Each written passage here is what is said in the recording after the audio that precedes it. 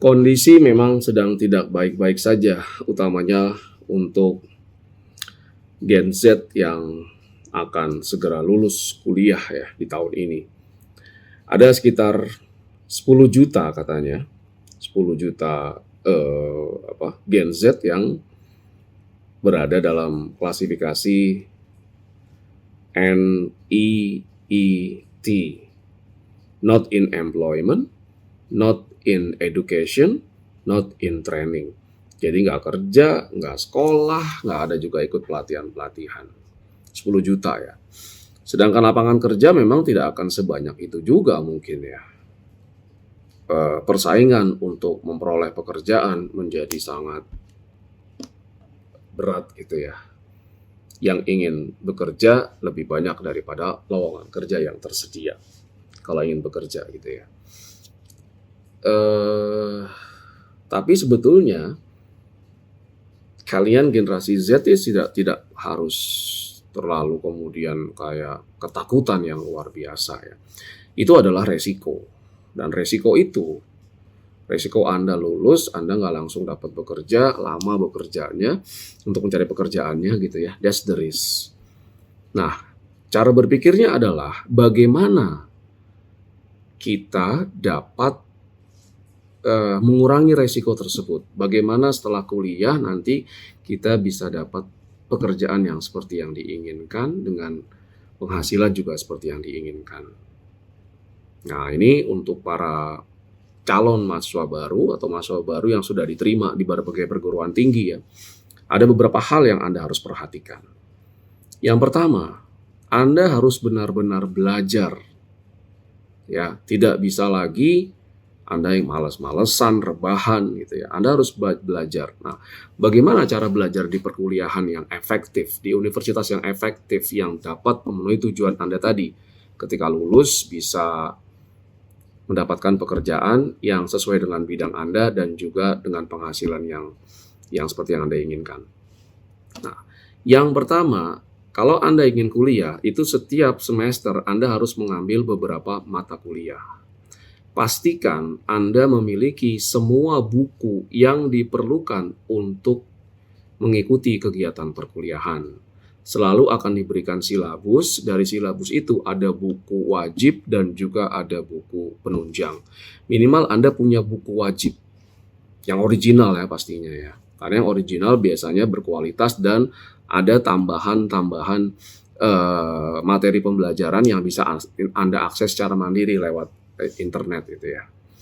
Nah, bukunya memang mungkin agak mahal, tapi itu berpikirnya adalah sebagai investasi.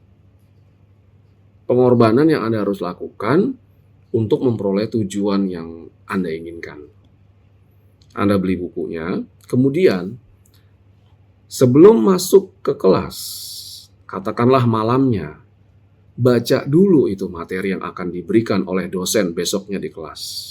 Misalnya bab 1, menurut silabus, besok pertemuan pertama adalah bab 1. Anda baca dari buku wajib itu bab 1-nya. Betul-betul Anda baca malamnya. Kalau Anda yang tidak memahami, Anda berikan tanda-tanda, oh ini saya nggak paham. Nanti di kelas dosen ketika mengajarkan, Anda betul-betul perhatikan. Kalau Anda nggak paham, bertanya. Jangan malu untuk bertanya. Bertanya agar Anda paham. Mungkin yang udah Anda tandai di bab 1 itu malam sebelumnya, dosennya belum memberikan, Anda boleh bertanya. Dan dosen akan menjawab. Insya Allah ya, seperti itu. Nah, itu satu dosen. Kemudian kalau dosennya memberikan tugas, kerjakan dengan benar. Dan jangan kerjanya itu dilakukan menjelang deadline. Katakanlah kuliah hari Senin, nanti tugasnya hari Senin juga. Baru Anda mulai kerjakan Minggu malam.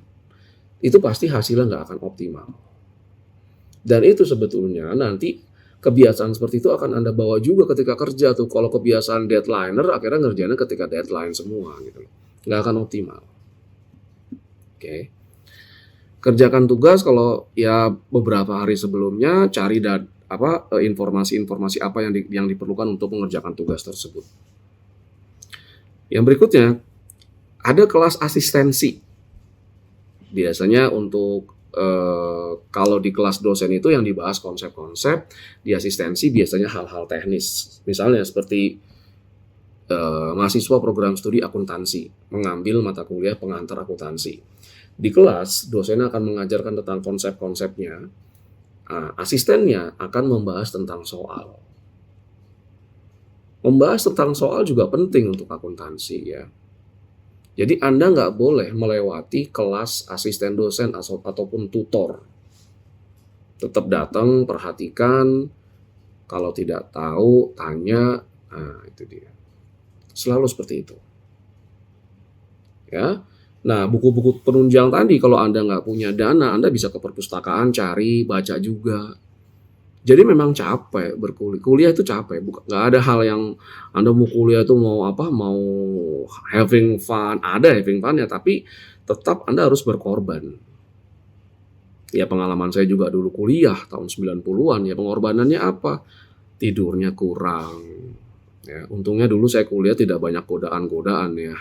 Gadget-gadget nggak ada segala macam, itu apa itu game-game yang kemudian juga ke arah judi online, main slot tuh nggak ada. Jadi kita bisa fokus belajar.